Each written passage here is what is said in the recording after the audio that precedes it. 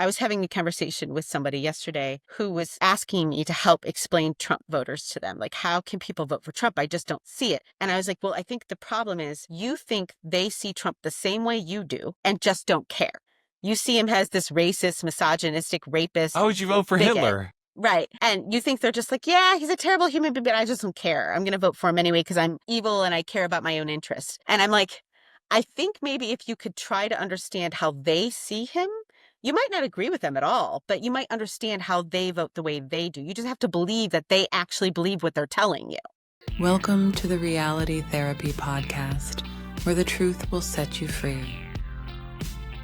Welcome. I'm here today with Robin Atkins, who's a licensed mental health counselor who has been a therapist for 20 years and has a lot of interesting things to say. And I am glad you are here to join me. So, Robin, welcome. Thank you so much for having me. I'm glad to be here. So let's start off. Tell me about who you are and what's your background. Okay. Well, like you said, my name's Robin Atkins. I'm a licensed mental health counselor. Currently, I specialize in reproductive mental health, which has been my specialty since about 2015, so about 10 years. And my background in the field is I went through undergrad partially in Michigan. I started out at Hillsdale College and then was at Oakland University for a semester. And then I finished at Middle Tennessee State University in undergrad. And then my graduate work was at Liberty University. Okay, I feel like there's a story right there. Yeah. I feel like that's several different, very like Hillsdale and Liberty would kind of be in one category, and then Middle Tennessee, I would guess, would be in a different category. What was the difference in your experience at those places? Yeah. So Hillsdale, if people don't know what that is, it's a very small Christian school. I would say denominationally, its origins are kind of Baptist-ish, but not strongly so. It's kind of non-denominational Christian from my experience. They don't take any government funding at all as a small private school, so they don't have to follow any of the government guidelines that are attached to funding. So my experience education-wise there was phenomenal. Pending there, I applied in 1994. I graduated high school in 1995, so I applied to Hillsdale in 1994. And at that time, you could do all kinds of testing before getting in to correctly place you. So I entered Hillsdale as a junior rather than a freshman. I tested in a junior level. So all my classes were junior and senior level classes as a freshman going in. And I was a dual major with philosophy and psychology with a minor in Spanish. Wow. So that's how I entered Hillsdale, and the education was phenomenal. I cannot say enough about it. I was there during some pretty tumultuous years, and people can look this up if they want to, with a lot of scandal happening on campus. So that was kind of separate from this education portion of itself. And some of that scandal went into politics and what does the Constitution mean and how does that apply at Hillsdale as a campus. And all of that is really interesting, not necessarily what you're covering today, but as a little teaser, like some students tar and feathered the bronze eagle. That was the statue. And I did not, but I was yanked into the dean's office at midnight and grilled without an attorney, despite me asking for one. So there was all kinds of chaos that year. That was the least of the chaos. That event was the least of the chaos that year.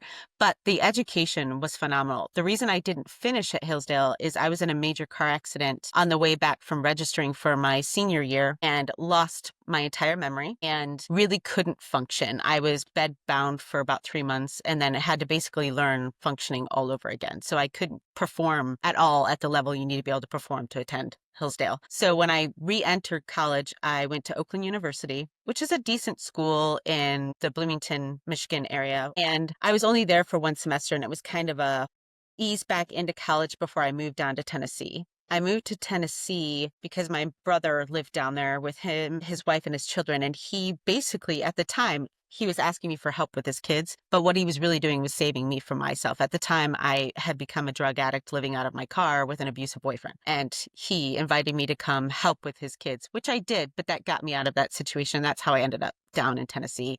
And I did get a degree in philosophy, a degree in psychology, and I minored in Spanish there too. So I did finish that whole thing, but down there. I'm also in recovery from drug and alcohol addiction, so I relate to your story, and I know that's a tough road to walk, and I admire that. Yeah, thank you. Yeah, it is a tough road to walk, and it's a daily walk, as you know.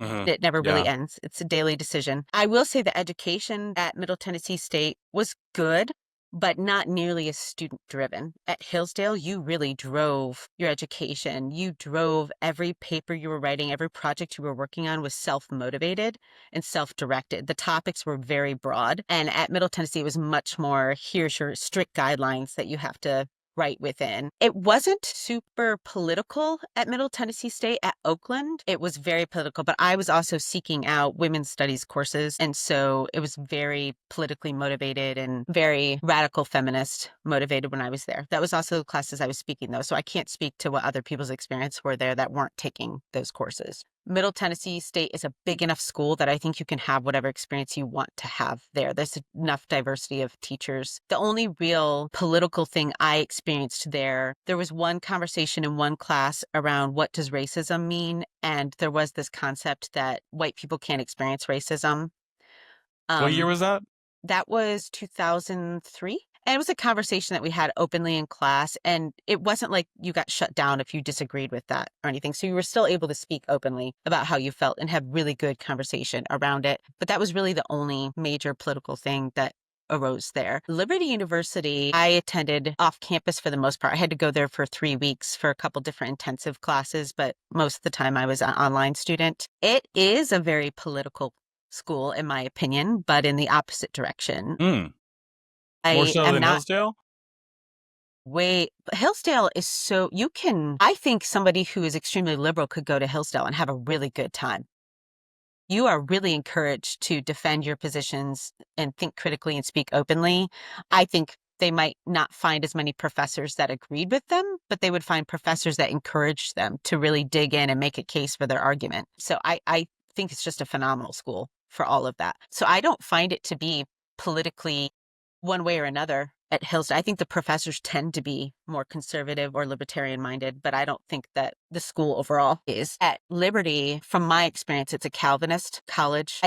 I thought Liberty was Baptist. Is that not correct? Well, okay. So maybe they're Baptist. The Falwells are Baptist. The professor I had at the time was a Calvinist. Gotcha. Okay. And I have a quarter of a degree of, I didn't finish it. I got quarter way through a degree of master's in divinity. I was thinking about finishing that, but I kept running up against these professors that wanted me to write all my papers based on their denomination, and I'm not Calvinist. And so I had to drop classes there because it was that intense of you will be failed if you don't agree with my denomination of faith. And so I found that to be much harder to deal with than my other experiences. But I finished at Liberty in 2011. That's when I graduated there. Gotcha. Okay. So tell me how your mindset is politically at this time. You had this kind of lefty feminist pursuing the Simone de Beauvoir kind of thing, but you've also got like these very conservative schools you're going to. How is your political mindset evolving? So I was raised in a very Christian conservative home. My dad was a politician. He ran for Congress when I was a child, state Congress in Michigan. So I was steeped in politics as a child. And as a very young child, I was just going along with like, this is fun. As a teen, I hated it.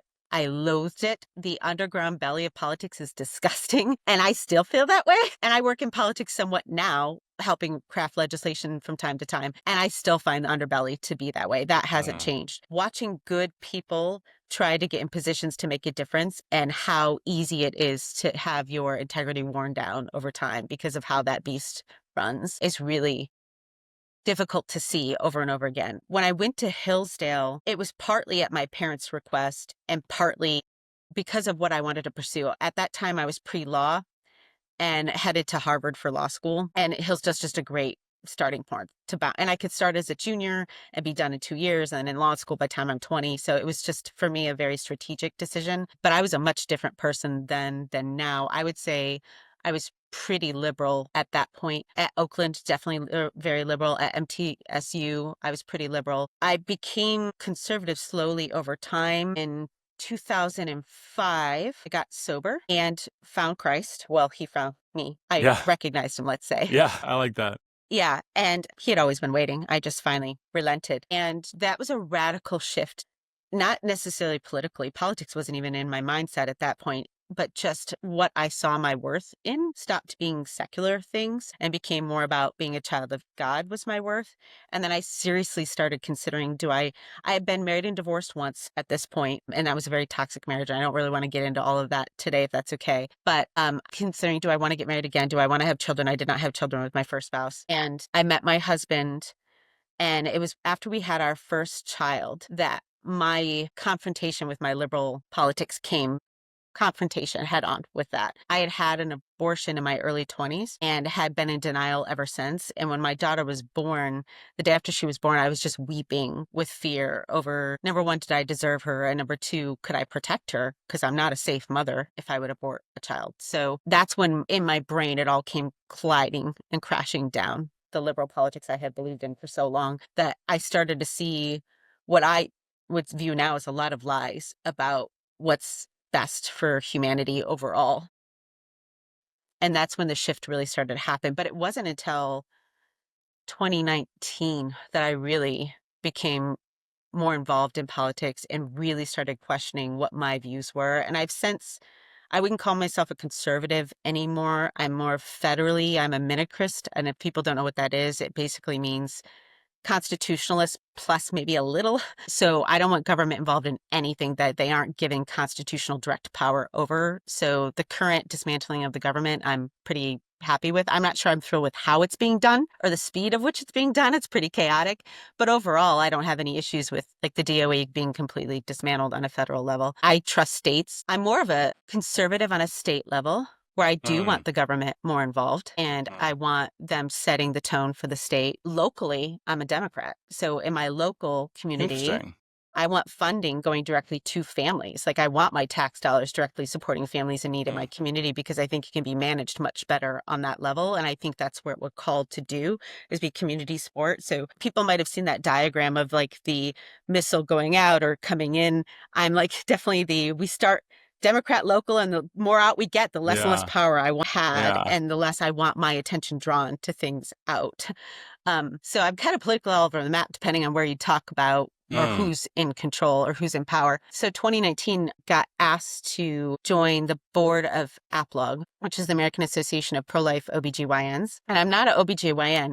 So how this happened was I attended one of their conferences by a gift. Their president at the time gifted me the attendance of the conference so I could see what it was like. And it was mind-blowing in the amount of research, knowledge, and education that these doctors had about women's health in general and reproductive health in general. And at this time, I have 4 living children and 2 children that have passed, 1 via abortion, 1 via miscarriage. So 6 pregnancies, and some of those being very traumatic journeys. And at this point, I had already started my reproductive mental health specialty, and I had my last child the same year I launched that business, my private practice. And so I had done some therapy around my own birth traumas and things like that, and around my own abortion.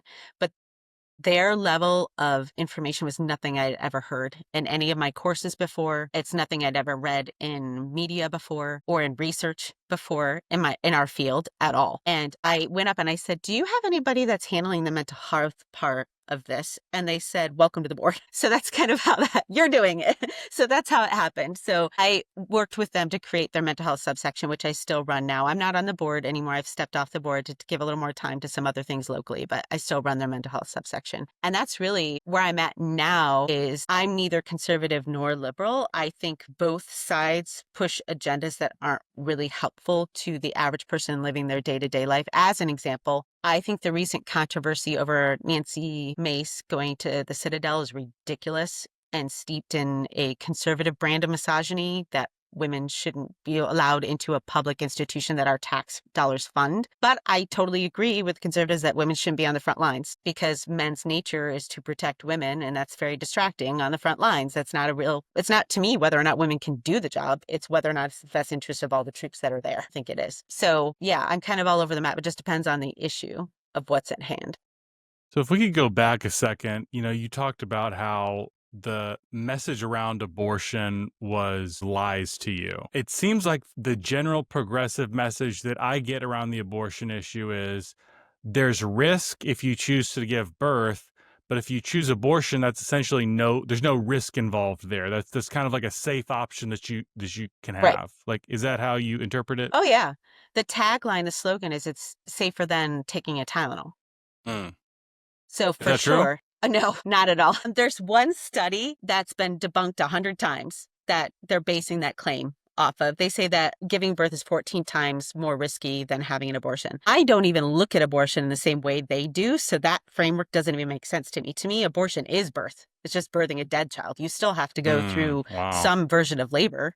The baby still has to come out of you, so it's still birth. It's just birth of a child that's guaranteed to be dead. I don't even see it in the same framework they do. So, and at the time I did. At the time I had mine, I really believed it was my way to freedom, my way to equality with men, my way to being competitive in the market. And there's still truth behind some of those things. I can say it is true that my abortion allowed me to escape any connection with the abusive partner I was with at the time. I don't have any biological attachment to him that I have to deal with him at all. So that is true. And so I don't want to gaslight anybody into thinking that it never didn't allow them out of a bad situation. On an individual basis, it may do that. My issue is that the best way out of situations? Should our offspring bear the burden of whatever the bad situation is that we're in? And also, what does that do to women to deconstruct our biology in a way that it's not meant to be done and to terminate our child to escape a situation that we are in? So to me, I completely disagree that there's no harm to it. And my experience as a therapist for the last 10 years is regardless of where a woman's been politically, no woman that's ever had an abortion that's been my patient hasn't had grief, guilt, and emotional turmoil because of it. None of them have ever said it was a super delightful, freeing experience that was empowering. None of them. Some of them may still believe it should be a choice that's available to women, but it was never a pleasant experience for any of them. What you're saying seems so contrary to the popular messaging. You know, a lot of times we don't even hear, you never hear the word baby. You know, Mhm. you don't hear, you said offspring, you don't hear that. You know, you'll hear choice is the big one, abortion, terminate pregnancy, very kind of technical, dry sounding words. And I feel like, you know, from what you're hinting at, like a lot of women have an abortion and it doesn't feel like you just terminated a clump of cells. Like it feels No. like something more than that.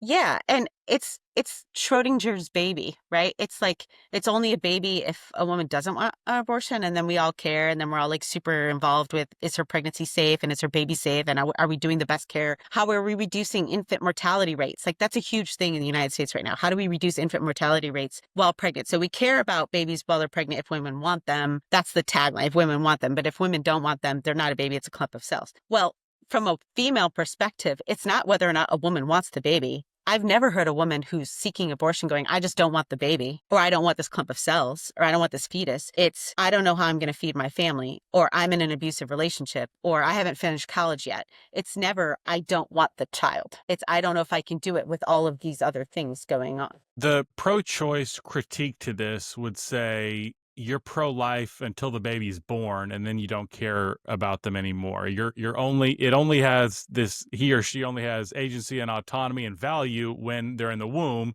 and they come out, and we couldn't care less. You know, we're closing up our pockets, that kind of thing. How would you address that? Well, my first response would be, so what? Even if that were the case, are you trying to tell me you're justifying violence towards an innocent being because I'm a bad person? Like, whether or not I'm a bad person, why are you committing violence against somebody who isn't a bad human? So I don't think the argument carries any weight at all. If I'm Hitler, doesn't justify abortion. I could be the worst person in the world. It doesn't mean that that act is okay.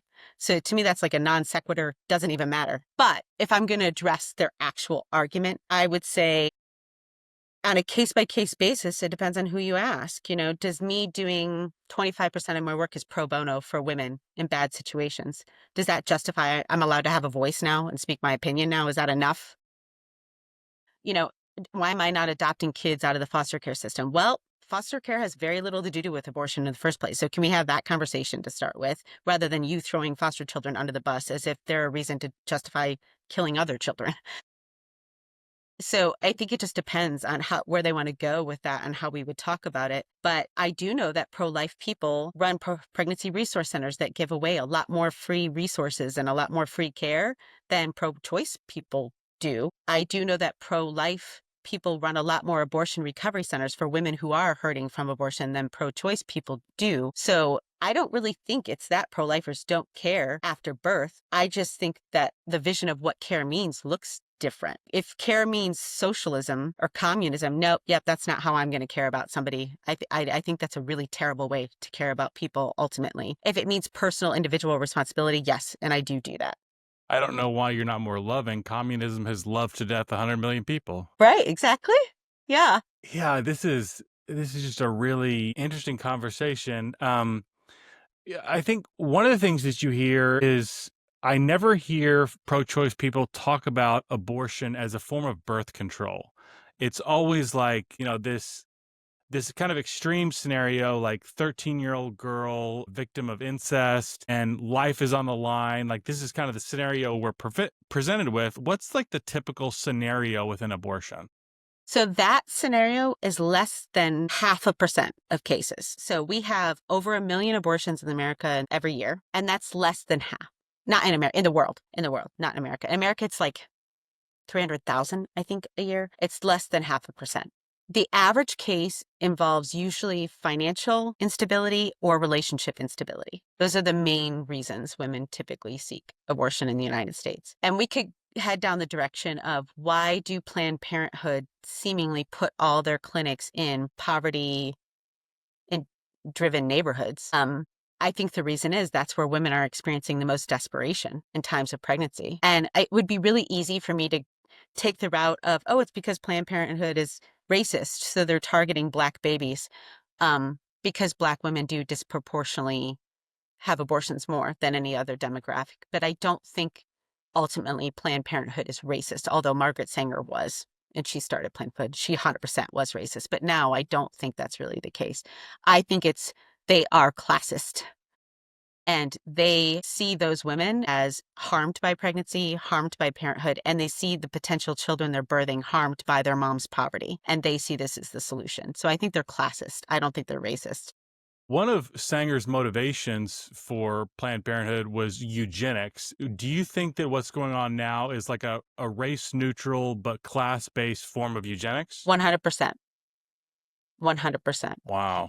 And I would say even so much so that now we're seeing that play out in the gender industry. Like Planned Parenthood is steeped in the gender movement and offering children hormones without counseling prior to and without parental consent in some states. And they're Planned Parenthood is kind of steeped in anywhere there's somebody that is less healthy, less wealthy, less stable than me, the best help I can give them is to dismantle them in some way, whether that's dismantle their pregnancy or dismantle their gender or dismantle their biological sex, whatever. I need to take them apart. So 100%, I see it as a classist eugenics movement. I don't like to exaggerate, I don't like to be hyperbolic, but I've heard people around kind of the combination of abortion and then gender transition use words like evil and demonic. And I've heard death cult. And it's like, okay, you're exaggerating, and you kind of dig into what's going on. I've done a lot of work on gender transition stuff, and it's absolutely barbaric. And you kind of combine that with the abortion side of things. I feel like this would be so bizarre to people in almost any period of history. How can you, like we talked about kind of like on an individual level, how can you conceptualize this on a big societal level? So I once attended a church service where they had a bucket and they were dropping pellets into the bucket, and they did one for like the First World War, and every sound of a pellet was someone who died in the First World War. And then they did the Second World War, and then they did Vietnam, and then they did abortion in the United States since Roe v. Wade. It went on forever. Just this sound after sound after sound of somebody's dying. And it was that I wept that day of that many humans lost to it. And that was really the first time, aside from my own experience of it, that I felt it on an emotional level for the catastrophe it is. And I don't love sometimes how the pro-life movement talks about it like we could be killing someone who comes up with a cure for cancer. Sure, but we also could just be killing my next door neighbor who's a loving human being that's just raising their children. Like every human life has worth, not just the one that performs the way we want people to perform. Our whole society is so performance-based, whether you're right or left, that I see a lot of dehumanization in all of it. And so that's what's a bigger concern to me is the overall, and like, is it evil? Is it not evil? I think if you're a Christian, you feel the spiritual warfare there. But if you're not a Christian, that doesn't make much sense to you, and that's not going to be real helpful to Yeah. you. Yeah, that's So I think fair. we need to be discerning about how we talk about it and who we talk about it with, because I definitely don't want to be a barrier to somebody understanding it from whatever way they can understand it. But I do think that it's a dehumanizing experience overall. Something we're running into as technology improves is, you talked about the person who cures cancer or designs the next rocket to get us to Mars. That person is of equal value to just my next door neighbor who's like a normal person, but is a caring human being. We're coming to a place where you could kind of selectively breed in a sense where you could have like an abortion based on the child's potential IQ or disability or kind of all these other things. Um, what would you say to people who would say, well, I want like a high performing kid and we're going to kind of select until we get there? How do you address something like that? Well, first of all, shameless plug, I would tell them to read my son's book. My son was 12 when he wrote the book, oh my gosh, Children Like Me, Why Kids with Disabilities Need to Exist. And it's a book, he was 12, based on abortion and why, if we could have tested for autism in utero, would he been have encouraged to be aborted? And I actually was very sick in his pregnancy and was offered abortion during his pregnancy. That's part of the book too. But he wrote it from that perspective of, should I not exist just because I have this disability? And I think I would say to that person, what is your definition of high performance? What do you want your relationship with your kid to be? Do you want it to be, I need you to perform to experience my love? And is that sports performance? Is that school performance? Is that money and a career performance? Or is it just enough for you to be my child, to have worth with me? I don't need you to perform for me. And that's where I would want to start that conversation. Where do they get their definition of success from? I feel like there's a lot of things that people with disabilities or special needs can teach us, and one is just like recognizing our own humanity. I don't know if you know what Night to Shine is. I think it was started by Tim Tebow, I believe, but they do it at my church, and it's for like people with special needs. There was a time, I guess probably a month or two ago, there was like a special needs woman in my church that I was talking to. She was telling me how much fun she had it. And I just like in the middle of the lobby just started crying, Mm. just I feel like there's people that it's like maybe you can't do calculus, but there's a lot of deeper things that you can provide that, that people who are not special needs miss a lot of times. I agree. I think I've spent a lot of money on getting a lot of nice degrees and learning a lot of fancy things. But the greatest lessons I've ever learned in life have been from my kids. Mm. So I think whether it's disabilities or children or people who are dependent upon others openly, we're all interdependent. We like to pretend we're super independent humans, but like we're so mechanized now. If anything goes down, we're out of toilet paper. Suddenly we can't live anymore. It's kind of ridiculous how interdependent we are. And we pretend to be independent. But people that are truly dependent upon other humans for life teach us so much about the importance of relationship versus the importance of obtaining the next material thing or the next accolade or the next power structure or whatever it is we're chasing. Yeah, I like that. So you've been in the field as a therapist for 20 years. How have you seen the field change during that period of time? So on a structural level, when I started therapy, I didn't have a master's degree. In my state at the time, you could do counseling for addictions with an undergrad degree with supervision. And so I hadn't even started my grad program yet. And I was doing therapy for people in a methadone clinic trying to get off of opiate addiction. Wow. I was newly sober, so that was a very interesting experience, but ultimately turned out to be really edifying for my own sobriety and for me learning the ropes of how government interferes with career because it was a very structured program based on government funding. So that was a really wonderful experience overall. I ended up leaving there to go to grad school and started having children while I was in grad school. I next was a counselor on staff at a church, and I was the care minister at the church. So I was caring for the flock as far as like births or deaths or what does the family need and those kind of things.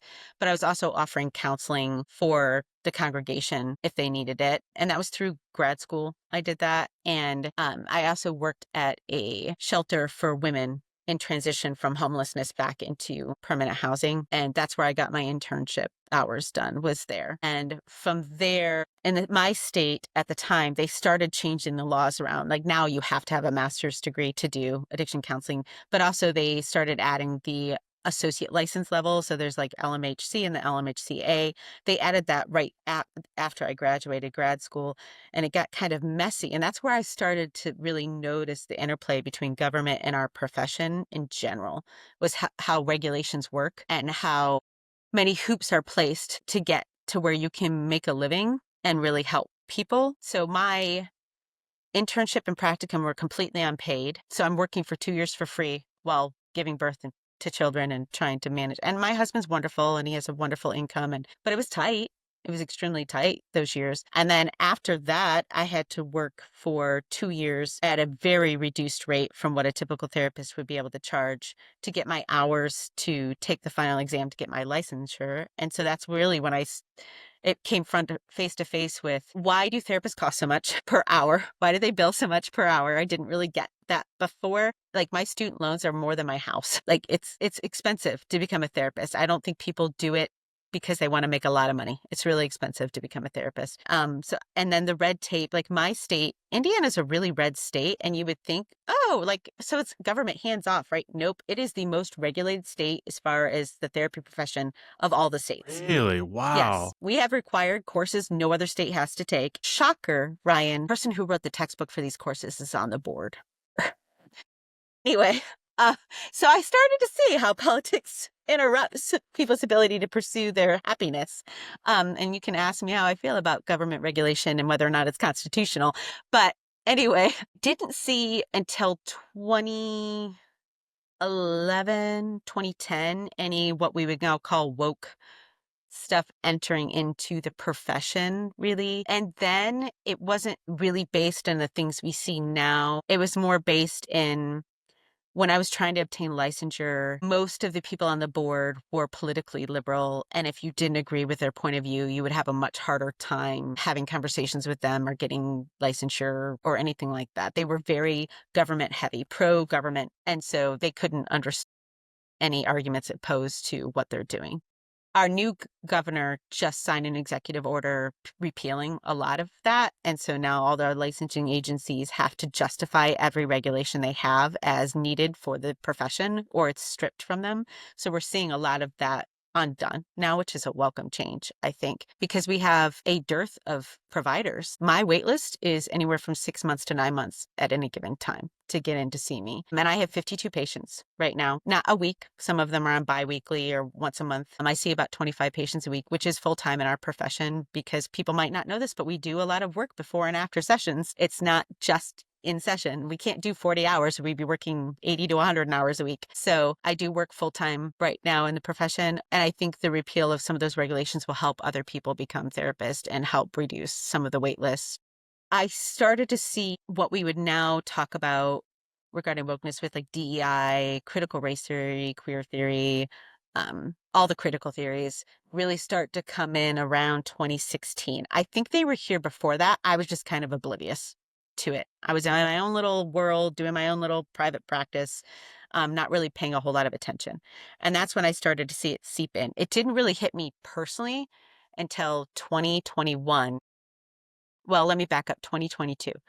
When COVID hit is when I first recognized our profession was going drastically wrong, and it really scared me. The idea of therapists taking on the legal liability of, I need to take your temperature before you can come in my office, which is technically a medical procedure. We are not trained or licensed to do that. And therapists willingly, like, yes, I will take people's temperature and make sure they don't have a fever to come and see me in my office. My mind was blown this suicidal empathy had crept in. At that time, I didn't know that's what it was, but had crept in that I need to keep everyone safe and that's in my control. And in order to do that, I'm going to operate outside of my standards of my profession and take on all that liability. I mean, if someone had a fever and you send them home and you missed that it was something major, you could get sued for like, you didn't tell them that they might have a staph infection and they die. Like, I just can't imagine taking on any medical things and then telling people they have to mask in our profession was shocking to me, partly because my son with autism struggles enough without masks to understand facial expressions. You throw a mask on there, Wow. he has no idea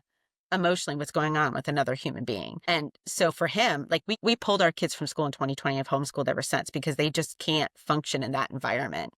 And that's when it really came face to face with me that our profession was heading down a road that had nothing to do with therapy anymore. It wasn't patient focused, patient problem focused, patient goal focused. It was now, what do we think is in the best interest of the patient? And I'm going to make you do what I think is in the best interest of you. I did not run my private practice that way. My private practice was very much, I will be in person in my office. If you don't want to come in, you can go online. That's up to you. But I am not telling you my vax status. I am not going to mask. You do not need to tell me your vax status. If you want to mask, you can, but you do not have to mask for me. And that was it. That's all I was willing to talk about with regard to COVID. If patient wanted to talk about their fear around it, absolutely. But that's all I was going to enforce or implement around it. I didn't lose any patients over that. I had patients all over the political map, and they all felt very supported in whatever they needed, they were able to get. So if they wanted to move online, they could do that. But they also knew if they wanted to come in person, they could, but I wasn't going to force the person before them to tell me if they were vaxxed or masked. So I was homeschooled from kindergarten through ninth grade, and I'm very grateful to my parents for that. I'm sure your kids are very grateful to you as well. Was there a moment where, I mean, I try to get people's individual psychology and how you were responding. Was there some moment where you're like, something's off here, but I can't quite put my finger on it? Did you have one of those moments? From the very beginning was one of those people that were like, we are involved with a narcissistic government and we need to say no, pretty much from the very beginning. I did have the same fear response of COVID that most people had. Like, I was really concerned COVID could really hurt and kill people. And I wasn't necessarily opposed to working from home. Our family actually really enjoyed my husband and I both being home and working a little bit less that whole summer was kind of a great time. Was really concerned from the beginning about government mandates around things. And I'm happy to tell people now I didn't vaccinate and my children didn't either. And I don't regret that at all. And I'm immunocompromised. I have an autoimmune disorder. And I heard all the hoopla around everybody should vaccinate for the immunocompromised. And I was like, no, I don't want to vaccinate because I don't know what that's going to do to my autoimmune issue. So no, thank you. I'm not putting that in my body. There's zero testing around it. So from the very beginning, I was like, nope, this is tyrannical. I want nothing to do with this. But I think I've been asked before, why do you think you responded that way when other people didn't? And I think in part of that is I had been in abusive relationships before, and it felt like that. It felt like my abusive first husband. Like, it felt like my abusive ex that was tyrannical, trying to tell me what I could or couldn't do and what was safe for me. So from the very beginning, for me, it felt really off. It feels like there's an element of gaslighting as well, where it's like, you're crazy if you're not going along with what we're telling you. Right, right. Absolutely. And I don't respond well to that. I've been pretty anti-authoritarian my whole life. If my dad was alive, he would attest to that. So I don't respond well to, you're a bad person if you don't jump through these hoops. I'm going to make you jump through. Performative virtue is something that drives me nuts on a personal level. And I actually am at the point now with it, because we've been living with it since 2020 now. So 5 years of, we all have to perform virtue for each other. I now just call it out. So even in online groups, if I see it demanded, I'm just like, I'm not going to perform virtue for you. I am not going to do that thing you're asking me to do. I'm going to state facts plainly. And if you think that makes me a cold person, that's what you think. But I am not going to perform emotion for you. I don't owe that to anyone. I get to pick and choose who I give my emotions to. They are under my control. I wish more people would have control over their emotions and pick and choose who they give them to. So no, I'm not going to do that. How did you respond? This was one of the most bizarre moments to me where it was, lockdowns, mask up, get the vaccine. This is the most deadly thing in generations. If you try to go to church, you're attempting mass slaughter by spreading the virus. This is the mentality. And then all of a sudden overnight they said, oh, but by the way, the real pandemic is racism. So we're going to encourage you to go to Black Lives Matter rallies. How did you respond to that? I wasn't surprised at all, in the least. I wasn't surprised that the BLM riots, not rallies, were funded by outside sources and a lot of paid actors, and Antifa was right there. Like, none of that surprised me. I've been so involved in politics for so long. With my dad, even as a youth, we saw those same kind of things in motion at a much lesser degree and about different topics, but they were there. Like, none of that surprised me. It was more for me like, I'm still shocked more by the people that don't see it. Like, that's what's more surprising to me, is the people that don't see the hypocrisy and all of it. And like, I was having a conversation with somebody yesterday who was asking me to help explain Trump voters to them. Like, how can people vote for Trump? I just don't see it. And I was like, well, I think the problem is you think they see Trump the same way you do and just don't care. You see him as this racist, misogynistic, rapist, How would you vote for bigot. Hitler? Right. And you think they're just like, yeah, he's a terrible human being, but I just don't care. I'm going to vote for him anyway because I'm evil and I care about my own interests. And I'm like, I think maybe if you could try to understand how they see him, you might not agree with them at all, but you might understand how they vote the way they do. You just have to believe that they actually believe what they're telling you. And so I was just trying to explain with one time, they brought up the Trump mocking the disabled. And I was like, okay, so I'm telling you, I don't see that video the same way, and here is why. And I provided a link to another video that explained that Trump does this thing about anybody he thinks that doesn't know what they're talking about. It has nothing to do with being disabled. And me, as someone with a disability, felt like the reporters were the ones that were the most anti-disabled by saying that those gestures he were making represented disability. Like, what? That's how you see disability, as someone who does those gestures? So you're like locking everybody with a disability into that person? Like, that to me was more disgusting, how the media reported that, than his. And now what he did wasn't nice. He was making fun of the reporter, but he wasn't making fun of a disability. He was just calling the reporter stupid. And that wasn't nice. And I wasn't trying to say it was, but I was like, do you see how my perspective of that wasn't that Trump was anti-disability? It was that reporters were scapegoating people with disabilities to try to pin something on Trump that he didn't even do. And that disgusts me. And I don't know. I'm still waiting for a reply to that, but There's this theory of mind issue, and I think studies back us up on this. Conservatives generally have a fairly accurate view of why lefties think the way they do. They would generally say they have empathy for people who are struggling, but they go overboard, or they're naive in how they implement things. That's generally how a conservative would describe a lefty. But when progressives try to describe conservatives, they have no clue how they think. I don't know. right. I guess just racism and stupidity. That's all that's going through their head at all times, you know? Right. Yeah, I would agree. I would say when I left the left, I became the misogynist, bigoted, fascist, horrible person. When I left the right, I got a few lectures about, like, is your faith still solid? Are you sure you understand economics? Like, those kinds of, more concerned about, like, had I lost my way with my understanding of the world? And with conversation, I never lost a single friend though. And nobody made fun of me or called me names. I have run into on the right a few very sexist, misogynistic people that really don't understand my issues with, like, why I can't be on the right, at least at this point in history, particularly around motherhood and how it's treated on the right. And that's a whole nother hour-long conversation, but Could that's you give how me I. oh, sorry. Go ahead. Could you give me like a Spark Notes version of that? Actually, I tweeted about it. I'll just read you the tweet Okay, because yeah. it's the most simplistic version of it. Let me grab it. Okay, so the right's version of womanhood in a nutshell. Mothers shouldn't work outside the home. Their most important job is at home. Mothers shouldn't be paid for staying home. They aren't contributing to society. Hmm. So they're doing the most important job, but not contributing to society. So they should earn no income, but also not work outside the home so they can have any financial security or stability if they don't have a spouse that's supportive.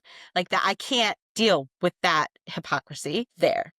Yeah, tell me, I'm not sure how much you're hinting at like red pill type stuff, but this Mm-hmm. the kind of rise of that on the. I mean, there's like the extreme versions of like Andrew Tate, but there's also this milder version that's more widespread, that Yes. where there's just kind of like a general disdain for women. And what bothers me the most, I think, is a lot of times it's hiding behind Christianity, or at least Yes. a facade of Bingo. Christianity. Yep.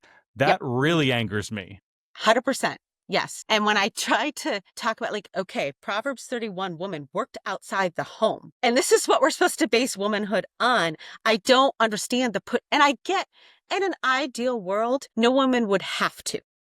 It would be a choice of this is where my natural giftings are, and this is what I have to contribute to the world. And as that fits in with motherhood and home caring, this is what I would do. And that's what I've created for myself. But I had to create that for myself. I'm my own business owner. I set my own schedule. So I'm able to do that. I homeschool my kids and work full time. It is possible. I also have a spouse that very much is in support of that. I would not be able to do it. So yeah, this idea that like, you're right, it's masked under this kind of Christianity of women should be always at home with the children and they're harming their children if they're not. I mean, my goodness, if my children aren't safe in the care of my husband or my mother while I'm at work, like what are we trying to say about my husband as a father, my mom as a grandma?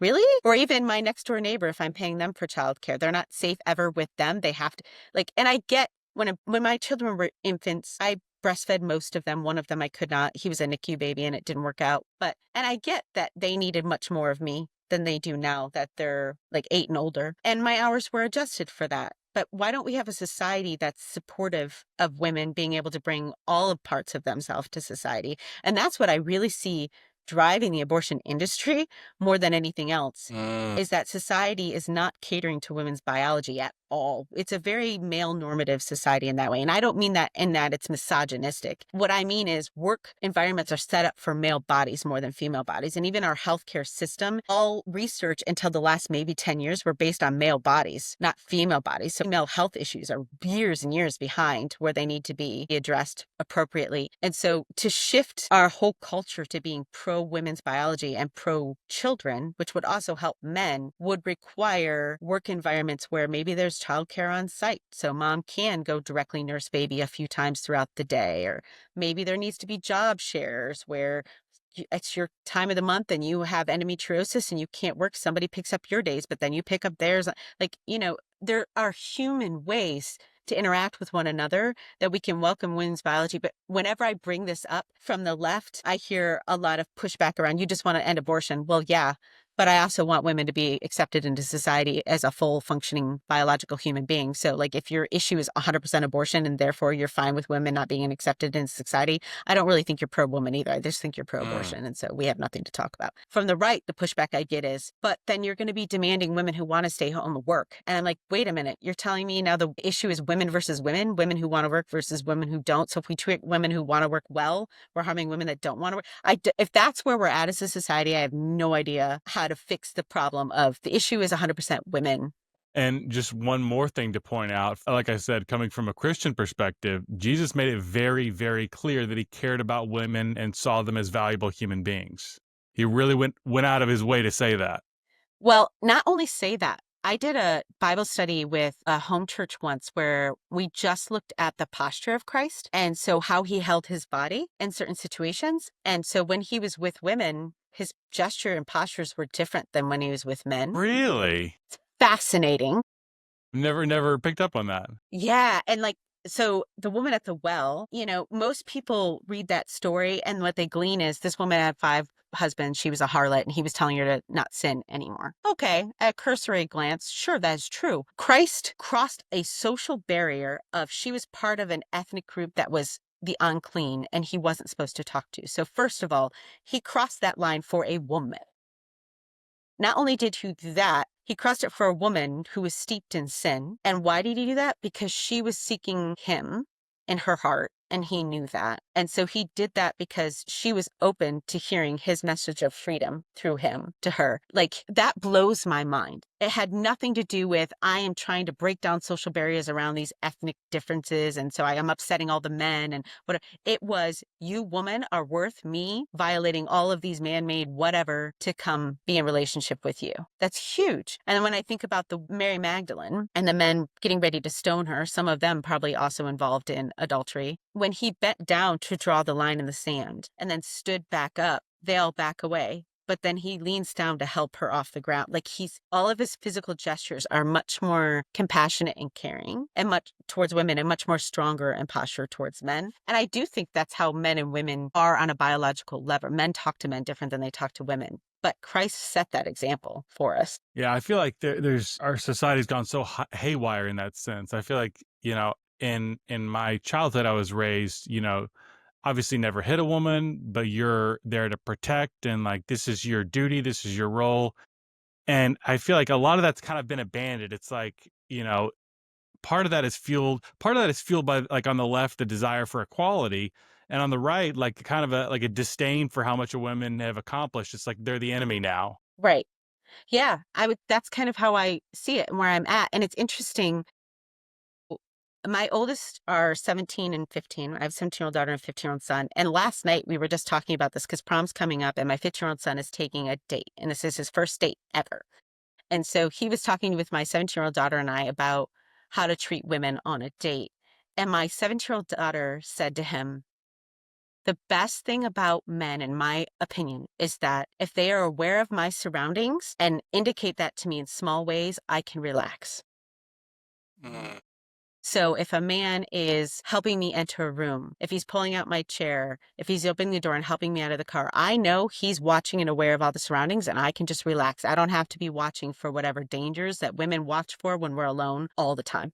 And that is the best thing about dates for her, is the ability to just relax in the presence of a man who she knows will protect her. I feel like that would be like common wisdom of chivalry not that long ago, and now you've got both sides bucking it. Like one side says, "Oh, you're infantilizing women," or something like that, and then you've got kind of this rise of red pill mentality, where it's like again pitting them like women as the enemy, like they don't deserve this because they've taken something from us. Well, so the side of saying we're infantilizing women is the same side that infantilizes women all the time. Like women can't do pregnancy. Their own bodies are dangerous for them, ticking time bombs of death if they get pregnant. Like our own bodies are, whoa. And yes, some women do die during pregnancy, and that's a very valid conversation that needs to be had, and how we stop that from happening needs to be had. But that doesn't make women's bodies inherently dangerous, but we're infantilized all the time in that. It's also the same side saying like women are safer with bears than they are men. Like, okay. Okay. Clearly you've never met a mother bear. A mother bear is much scarier than any other creature on the planet, men or women or male bears altogether. But anyway, and then the right side, I do think there's valid criticism to what radical feminism has done to manhood. And I think we as humans always take everything too far. The Me Too movement was necessary, but it went too far, and that now we have completely innocent people being accused of things and going through the court of public opinion and having entire careers destroyed and lives destroyed when not a single criminal court has found them guilty. That's too far. I'm raising two sons. I have a bigger fear of my two sons being falsely accused of something than I do of something actually happening to my two daughters. Because it's easier, this is going to be really inflammatory, it is easier to make decisions to not put yourself in harm's way. And I have been a rape survivor. I'm not saying women get themselves raped. That's not what I'm saying. But I will say I shouldn't have invited that guy over when my parents weren't home. It's easier to protect against that than it is to protect against a lie, because a lie can be stated whether or not you ever spent any time alone with that woman. So I have more fear around masculinity that we need, because men are inherently physically stronger than women, being torn down, and men being at risk of falsely accused, than I have fear for women overall. Now, my only caveat with that would be the trans movement is steeped in misogyny, and that is very real. Like when my 17-year-old daughter started working, we had to have conversations around how are you going to handle it if there's a man who believes he's a woman in your workspace trying to come into the restroom with you or stock room alone with you. If you feel uncomfortable, what are you going to do about that? Because in our current culture, if you say I'm uncomfortable being in the restroom with a man, you're a terrible, bigoted, homophobic, whatever, transphobic woman. So we had to, and I hate that I had to have that conversation with my 17-year-old daughter. Like, I shouldn't have to have the conversation with you. What are you going to do if a biological male walks into the restroom with you? I've heard people say, for many thousands of years, women have had these intuitions to know if you're safe or unsafe in certain situations. And what the trans movement has done is to say you have to ignore all of your intuitions. Not just that, but if someone's misrepresenting themselves, my sympathetic nervous system is already saying unsafe. Whether or not that person actually has ill intention towards me, you lying to me about who you are is unsafe. So any man dressing like a woman walking in the restroom, my system's going to tell me that is unsafe, whether or not he has any ill intention. And I'm not trying to claim he even does, but my system recognizes a lie when it sees it, and that is a lie. So, yeah, we are repeatedly telling children and women to ignore their sympathetic nervous system while we simultaneously tell everybody to ignore the parasympathetic nervous system because the government's going to kill you at any given second. So you must be aware. So I want to shift to kind of just general political bias in the therapy profession. There's this message that's come out heavy-handed for me in grad school, and I've talked to a lot of other people who've gotten the same. This has been encoded into the National Association of Social Work, the American Counseling Association, basically like across the board, that part of being a therapist means being a political activist. What are Yeah. you seeing in that regard? I'm so glad you brought that up because that's something I didn't talk about earlier and I should have. My code of ethics as a mental health counselor says nothing about activism. So I am not required, nor was I ever taught to engage in any of that. The social work code of ethics, it's baked in. You have to be an activist or you're not doing your job. The mile high picture of this is social work is a out in perspective, community down to individual. Mental health is individual out to community. And so for social work, the answer is always in community. Therefore, activism has to happen because we have to change the community. For mental health, the individual holds all the keys or answers to whatever's going on in their life. They have to change their thinking or their behavior or heal the wounds or trauma from their past to see the world differently. And then they can change their own lives. All the power resides within that individual. So we would just have two drastically different perspectives. And when you have that, and then you add on top of that critical theories where there's these baked narratives of oppressor versus oppressee, and you have a patient walking in, we have people making assumptions about them based on what they're seeing in front of them. Are you male or female? Are you black or white? What's your religion? So we're casting all of these narratives onto patients before they've even begun to tell us who they are.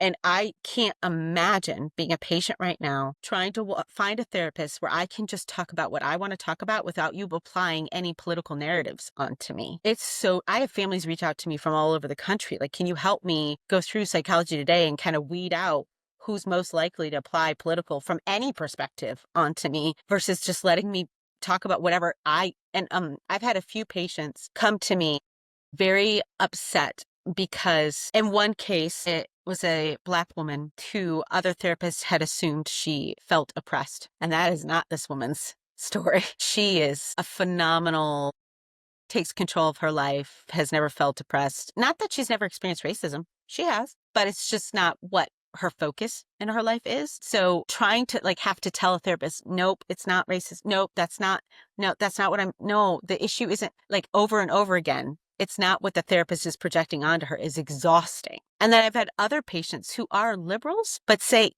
I really support the LGBTQ community, but I'm terrified to say that I don't think men belong in women's restrooms. I'm going to be kicked off the island. And I'm terrified to say that to a therapist because I'll get lectured about how I'm bigoted and why I need to change. So I think it's a complete barrier. It's not therapy that's being done in those sessions. It's purely activism being done. I think therapists can do activism on their own time outside of therapy. If you have a cause you really care about, by all means, go rally, go protest, go meet your legislators, do all of that. I do a lot of those things. Never in the therapy session, ever. And whatever I'm involved with outside of therapy never comes in the session either. If I have a patient, we've talked about abortion a lot, and it's pretty clear I'm pro-life. If I have a patient that's pro-choice and wants to bang on about that, tell me all about it. Tell me why you are and why it matters to you. My pro-life views do not come in to the room. It seems like so much of the social justice ideology, when you try to jam it into therapy, becomes so disempowering. A lot of therapy historically, in my understanding, is how do you empower this client to take control of their own life, control of their own thoughts, of their own feelings, to live their life in a better way.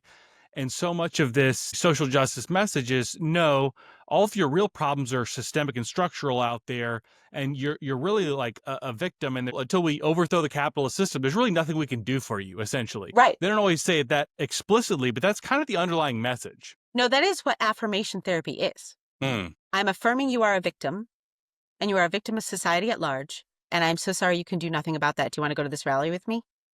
That is what affirmation therapy is. I will keep telling you and affirming you are a victim of your own body and society around you, and you can keep paying me to tell you that. And yeah, that's not therapy.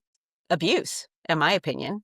Yeah, I can't even fathom doing that. And I agree with you. It's very much disempowering. And I think it becomes almost like the matrix in my head when I envision it. If I'm working with a patient with extensive trauma in their history, for example, I have extensive trauma in my childhood. And I think about somebody who, say they were to try, my dad was abusive to me when I was a child, and say they were to try to apply a kind of radical feminist theory lens onto that. Now I have to wade through their narrative on top of what I actually experienced. And I'm second guessing my own experience of that, which doesn't have any radical feminist flavor to it at all. It has to do with who his parents were and where he felt out of control over me, a very defiant child. I'm not justifying any of the bad decisions he made, but it has more to do with those dynamics, family and history and dynamics, than it has nothing to do with feminism or misogyny. But if they were to place that upon that, now I have to wade through their junk that has nothing to do. And the gaslighting that then happens that a patient has to wade through. And we're already in a dynamic where the therapist is supposed to see clearer than the patient, right? And so if the therapist is making a suggestion, wait, am I not seeing all of this correctly? And the gaslighting that then the patient feel confident and strong enough in their own experience to say, no, I don't think that's right. It's, to me, becomes fourth dimensional, and the harm we're causing patients with all of this. I have two questions left. And the first one is, how do we fix the therapy profession? Big question. It is a big question. And I'm going to sound contradictory because I both want less regulation, but more regulation. I want less barriers on a state government level to becoming a therapist. I want more barriers against the institutions that are educating people for what they teach.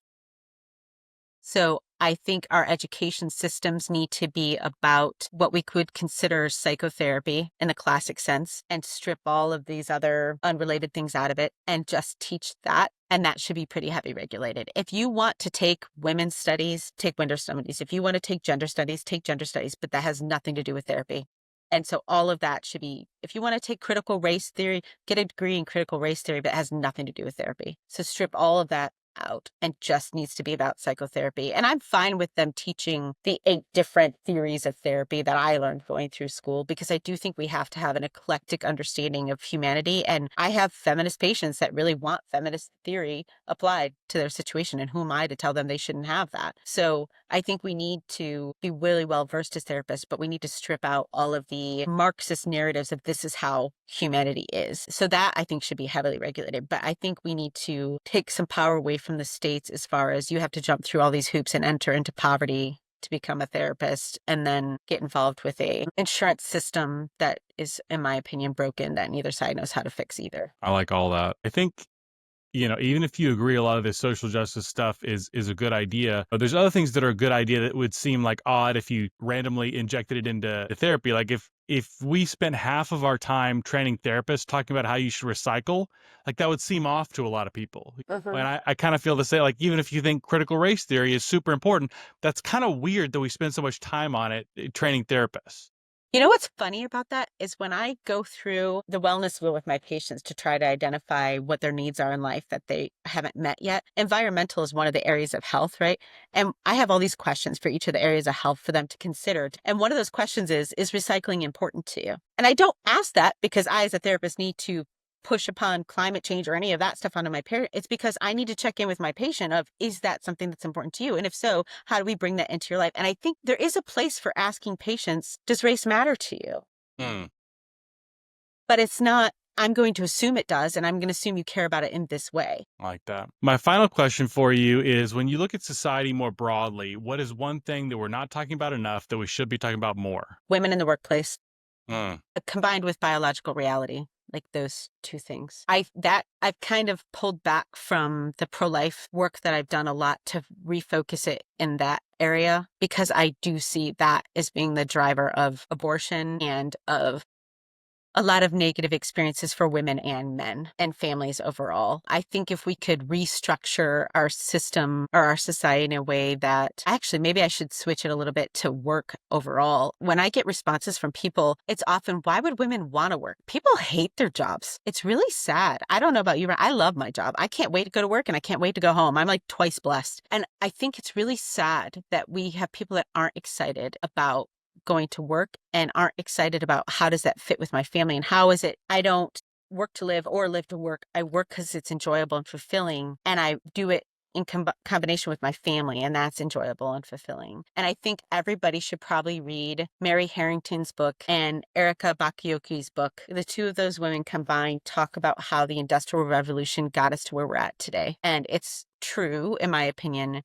And the short version is, when we industrialized all the things that we typically did in the home, we took away women's natural interactions with society in a way that provided income for them, but also community for them. So like women would make textiles, women would make the foods, families were farming. When we mechanized all of those things, we took away community. And single mothers, whether they're single because they're widowed or because they've been divorced or because they got pregnant out of whatever reason they're single, have a really hard time thriving in a society that's so mechanized that you can't make money doing the things that you could do with children in tow, but also you can't involve your children in your work environment either. There's not childcare on site or whatever. So you have to, like in the pandemic, watching women who were single mothers in my town try to decide between, do I go to work to feed my kids or do I stay home because they're home from school? Like heartbreaking cases of 6-year-olds being raised by screens for an entire year because their mom had to work to feed them. We are